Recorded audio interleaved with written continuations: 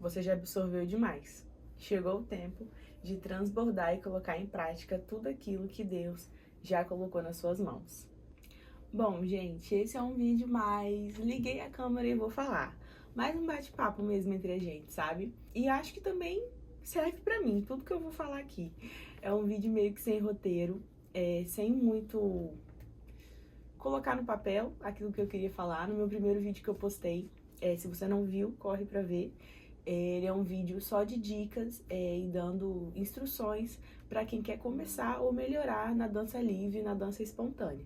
E aí eu preparei tudo bonitinho, anotei as dicas certinho, qual que é primeiro, qual que é depois. Mas esse aqui, eu só liguei a câmera e vou falar aqui com vocês, mais pra gente conversar mesmo e colocar pra fora, sabe? Aquilo que Deus tá queimando no meu coração. Bom, se você está chegando agora, eu sou a Letícia, eu sou professora e coreógrafa de dança ministerial, dou aula de dança aqui na minha cidade, aulas presenciais. E aconteceu um fato na minha aula passada e aí eu quero compartilhar com vocês também. Estávamos na aula de dança e aí no final da aula, a gente conversando, né, papo vai, papo vem, uma aluna comentou que ela estava afastada do Ministério de Dança porque ela mesma quis, ela pediu esse afastamento. E aí ela começou a fazer aula, porque ela queria melhorar, né, no espontâneo, se sentir mais livre para adorar e tal. E aí ela comentou que não estava dançando naquele momento. E aí todo mundo ficou, como assim, né? Por que você não tá dançando? Você tá fazendo aula de dança, era pra você tá dançando e tal. E aí ela falou, ai, não sei, por que eu não tô dançando. Eu não me sinto, sabe, não sinto que é a hora, não sinto que é o tempo e tal. E ela já faz aula comigo há algum tempo. Eu não sou muito boa com datas, mas eu acho que desde o ano passado que ela tava fazendo aula, ou ela voltou a fazer aula esse ano, não tenho certeza. Enfim, já tinha algum tempo que ela tava fazendo aula. E eu falei, como assim você não tá dançando? E aí ela comentou mais ou menos, né, essa insegurança. E aí eu falei com ela, não, você precisa voltar, né, você precisa, vamos orar e tal, pra ver o que tá acontecendo. E aí depois, no particular, ela me procurou, mandou mensagem e falou que conversou com a líder dela, que ia voltar para as escalas, né, que poderia colocá-la novamente nas escalas. Mas que mesmo assim ele estava com muito medo de retornar para as escalas do espontâneo. E aí foi quando eu mandei para ela o vídeo que eu vou deixar aqui embaixo na descrição, com algumas dicas de espontâneo, né? Ela relatou para mim que estava com um pouco de medo, de segurança de voltar, mesmo já fazendo aulas, mesmo ensaiando no ministério, mesmo praticando as dicas que eu já tinha dado no vídeo anterior. Sem ver o vídeo, né? Porque eu falo com elas muito na aula sobre isso. E aí mandei o vídeo para ela assistiu o vídeo todo. E depois ela falou, nossa, Lê, agora eu entendi o que você falou do medo, né? Nesse vídeo que eu mandei pra ela, que eu vou deixar aqui embaixo, eu explico que o medo de começar algo novo é normal, tá tudo bem. Mas desde que esse medo não te paralise, sabe? Porque o medo, ele foi colocado em nós para nos proteger. Eu já li isso em algum lugar, não sei se foi num livro, se foi numa palestra, uma coisa assim. Mas o medo, ele vem com a gente, né, desde sempre para nos preservar. Por exemplo, o medo é o que te faz olhar para os dois lados da calçada quando você tá andando, por exemplo. Né, o medo de ser atropelado, o medo de morrer, alguma coisa assim. Então, o medo nos ajuda muito e ele é um sentimento, uma emoção necessária, né? Ele muitas vezes que nos mantém vivos. Talvez se a gente não tivesse medo, a gente pularia de uma ponte, não tivesse medo do que vai acontecer, a gente atravessaria a rua sem olhar e talvez aconteceria uma fatalidade. Então, esse medo, ele é bom, ele é o que nos protege também de nós mesmos, né, das nossas irresponsabilidades. Mas, quando esse medo, ele começa a te paralisar de fazer algo, no caso que a gente está falando, é de exercer ali o seu ministério. Mas esse medo pode tentar te paralisar em todas as áreas da sua vida, tanto ministerialmente, quanto avançar mesmo na sua vida, nos seus estudos. Às vezes a pessoa quer muito fazer uma faculdade, mas tem medo de como vai ser. E esse tipo de medo que nos paralisa, ele é um medo irreal. Ele é uma emoção que nos paralisa. E isso não vem de Deus. Não foi esse medo que Deus colocou em nós. A palavra já diz, né? Ele não nos deu espírito de temor, mas de ousadia. E quando a gente começa a ter esses sentimentos, esse medo que nos paralisa, principalmente, eu acredito, na vida espiritual, é algo que a gente precisa analisar, sabe? E realmente parar tudo e pensar, o que está acontecendo? Por que esse medo está me paralisando? Vou falar aqui sobre dança, né, que é o assunto do nosso canal, mas você pode colocar na sua vida na área que você quiser. Às vezes é de um relacionamento, né, você não quer começar um relacionamento ou algo assim, não quer abrir a sua empresa, talvez Deus já colocou no seu coração para você empreender, para você abrir uma empresa, um CNPJ, e você fica com medo de sair do seu emprego, né, daquela segurança, e pensa o que vai ser, né, como que vai ser, e às vezes deixa esse medo paralisar e às vezes roubar algo que Deus tem para você lá na frente. E aí esse medo pode às vezes te paralisar de alcançar algo maior lá na frente, né, seja em todas as áreas da sua vida. Então, nesse caso, né, da minha aluna, esse medo estava paralisando ela de exercer algo que ela estava se capacitando para poder exercer, né? Ela já fazia aulas, ela já estava nos ensaios do ministério, ela já estava inserida no ministério, então é realmente assim, um medo irreal para te paralisar, sabe? E aí nas aulas, ela fazia as aulas direitinho, participava de tudo, e ainda assim esse medo impedia ela de exercer o ministério. Então, foi o que eu expliquei no último vídeo e tentei explicar para ela também. Se esse medo tá te paralisando, tem algo errado. A gente precisa orar, buscar em Deus e buscar também ajuda com outras pessoas, né? Nesse caso, ela veio falar comigo, mas no meu caso, eu sempre converso, né? Tento conversar com meu esposo para tentar entender o que tá acontecendo, com algumas amigas que são referências para mim naquela área que eu tô com medo, e até mesmo o seu pastor, o meu pastor, ele nos ajuda a tomar, assim, praticamente todas as decisões importantes, né, quando a gente tá com medo, a gente sempre recorre ao nosso pastor. Meu esposo agora mesmo, ele acabou de trocar de ponto na empresa dele, e ele tava com medo de como ia ser e tal, é bem recente, e aí ele falou, vou falar com o nosso pastor, e aí ele foi, falou com o pastor, recebeu uma palavra, né, e na verdade só confirmava aquilo que já estava no coração dele. No coração ele já tinha tomado a decisão, mas por mais que a gente saiba, né, da palavra, conheça a palavra, tem ali aquela convicção que Deus já colocou no nosso coração, o medo ainda consegue nos paralisar.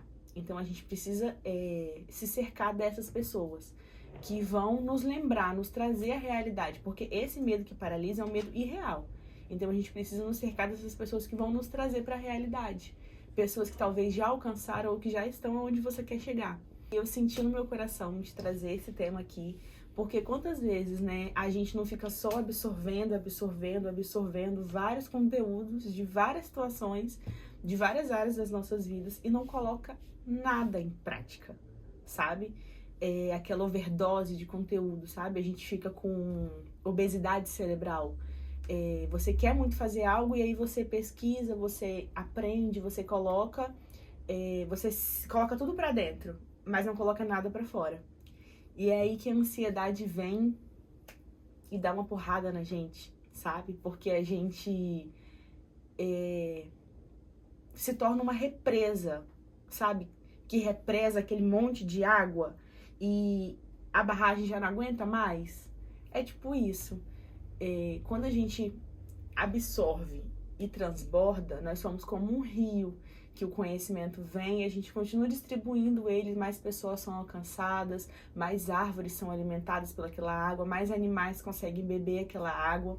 Mas quando a gente só absorve o conhecimento, só absorve as nossas vivências, a gente acaba se tornando uma represa, represando aquele monte de água e às vezes nem a barragem aguenta, e por muitas vezes uma água parada, ela traz doença, ela traz bichos, enfim, não é legal, né? Então eu já ouvi essa referência em algum lugar sobre rio e represa, agora eu não tô me lembrando exatamente como era, mas era basicamente assim, que a gente não pode só absorver os conteúdos, mas a gente também precisa transbordar na vida de outras pessoas.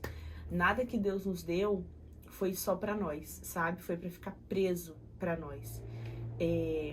Nós estamos aqui pra aprender e pra ensinar, pra passar pra outras pessoas e pra transbordar aquilo que Deus tem colocado nas nossas mãos. Tem tantas pessoas aí dissipando tanto conteúdo ruim, sabe? Principalmente na internet. Às vezes Deus já colocou no seu coração de, sei lá, começar a postar, começar a direcionar outras pessoas em algo bom que Deus tem te dado, mas aí a gente senta naquela cadeira de, ai não, já tem muita gente fazendo, ai não, deixa que fulano fala, ai, Beltrano faz melhor do que eu.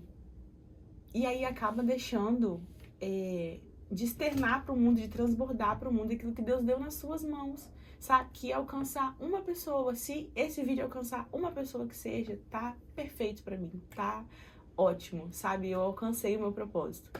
Mas quantas vezes a gente fica se reprimindo, né? E só absorve e não transborda na vida de ninguém. Quando tem tantas pessoas aí colocando tanta asneira pra fora, tanto ódio, tanto rancor na internet. E fica por isso mesmo, né? Vai adoecendo outras pessoas. Tanto conteúdo ruim, tantos filmes péssimos atualmente. Às vezes Deus colocou no seu coração de fazer um filme, de fazer um documentário pra exaltar o nome do Senhor, pra glorificar o nome do Senhor. E a gente simplesmente se acovarda, sabe?